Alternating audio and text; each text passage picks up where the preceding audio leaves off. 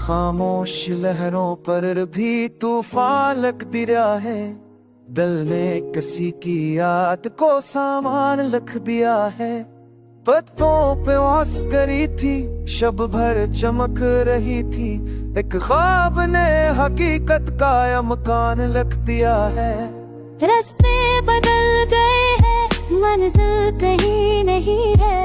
कदमों ने अपनी हिम्मत का फरमान लिख दिया है। चेहरा तो मुस्कुरा कर दिल की खबर छपाता, आईने ने मगर सारा नुकसान लिख दिया है।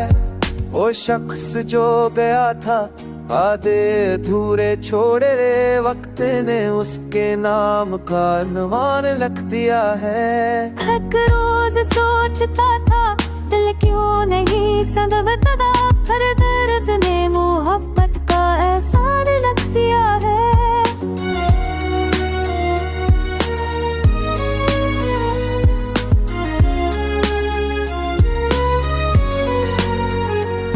हर शाम एक कहानी, हर रात एक फसाना, यादों ने अपने दिल का दीवान लिख दिया है। लफ्जों की रोशनी में एहसास जल रहे हैं। शरू ने अपनी हद का ऐलान लिख दिया है। फूलों के दरमियां भी खुशबू नहीं रही है। हवाओं ने पतझड़ का ऐलान लिख दिया है। दुनिया के हर फरेब अजबों का छाजा है।